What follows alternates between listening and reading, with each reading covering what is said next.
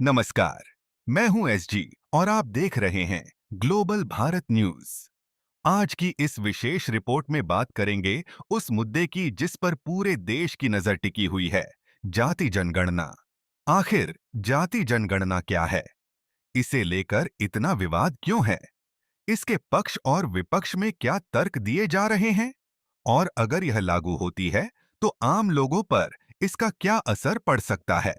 आइए जानते हैं पूरी रिपोर्ट विस्तार से। सबसे पहले समझते हैं कि जाति जनगणना होती क्या है। सामान्य जनगणना में देश की आबादी, शिक्षा, रोजगार, आवास और अन्य सामाजिक आर्थिक जानकारी जुटाई जाती है। लेकिन जाति जनगणना में लोगों की जाति से जुड़ा डेटा भी एकत्र किया जाता है। इसका उद्देश्य यह जानना होता है कि देश में किस जाति की कितनी आबादी है और उनकी सामाजिक एवं आर्थिक स्थिति क्या है। भारत में आखिरी बार सभी जातियों की विस्तृत गणना वर्ष 1931 में ब्रिटिश शासन के दौरान हुई थी।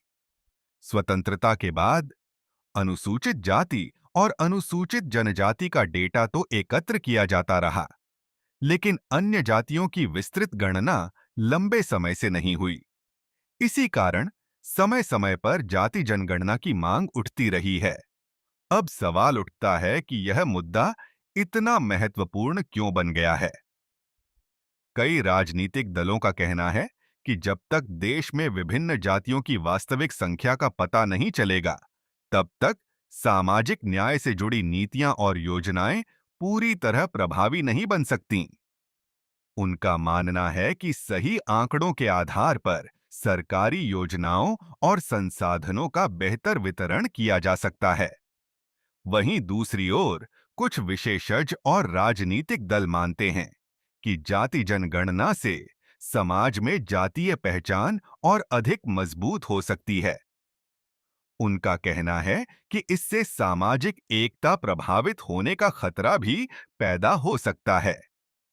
इसीलिए इस मुद्दे पर देश भर में अलग-अलग राय देखने को मिल रही है। विशेषज्ञों का मानना है कि यदि सरकार के पास सटीक सामाजिक आंकड़े होंगे, तो शिक्षा, स्वास्थ्य, रोजगार और कल्याणकारी योजनाओं को अधिक प्रभावी बनाया जा सकता है।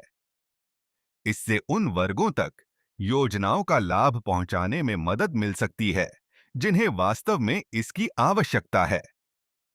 हालांकि कुछ अर्थशास्त्रियों का कहना है कि केवल जाति के आंकड़े पर्याप्त नहीं होंगे। इसके साथ साथ आर्थिक स्थिति, शिक्षा का स्तर, रोजगार और जीवन स्तर जैसी जानकारियां भी उतनी ही महत्वपूर्ण हैं। तभी वास्तविक जरूरतमंद लोगों तक सहायता पहुंचाई जा सकेगी। अब बात करते हैं आम जनता पर संभावित प्रभाव की। यदि जाति जनगणना होती है, तो लोगों को जनगणना के दौरान अपनी जाति से संबंधित जानकारी देनी पड़ सकती है। सरकार का कहना है कि इस तरह के आंकड़ों का उपयोग नीतियां बनाने और योजनाओं के बेहतर क्रियान्वयन के लिए किया जा सकता है। राजनीतिक विश्लेषकों का मानना है कि आने वाले समय में जाति जनगणना चुनावी राजनीति का भी एक बड़ा मुद्दा बन सकती है। विभिन्न राजनीतिक दल इस विषय पर अपनी अपनी रणनीति तैयार कर रहे हैं और जनता के बीच अपने पक्ष को मजबूती से रखने की कोशिश कर रहे हैं।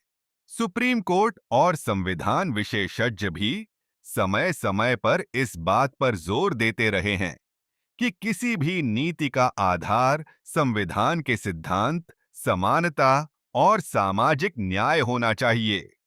इसलिए इस विषय पर सरकार के किसी भी निर्णय में कानूनी और संवैधानिक पहलुओं का ध्यान रखना आवश्यक होगा।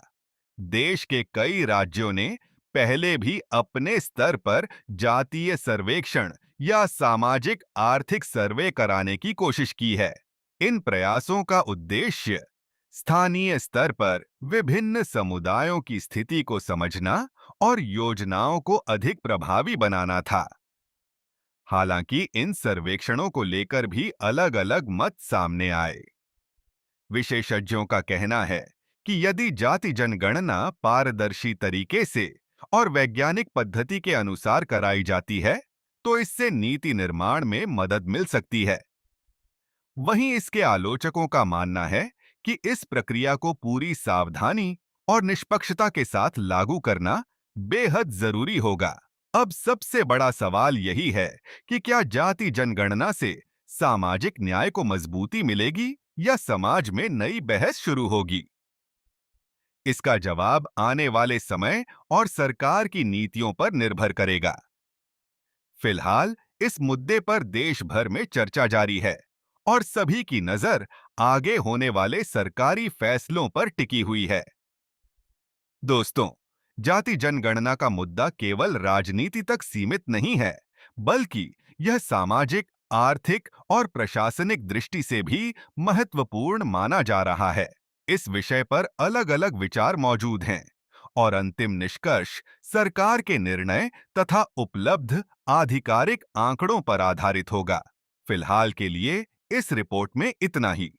अगर आपको यह वीडियो पसंद आया हो, तो इसे लाइक करें, अपने दोस्तों के साथ शेयर करें और ऐसे ही निष्पक्ष और महत्वपूर्ण समाचारों के लिए ग्लोबल भारत न्यूज को सब्सक्राइब करना न भूलें। मैं हूं एसजी, आप देख रहे थे ग्लोबल भारत न्यूज। धन्यवाद, नमस्कार।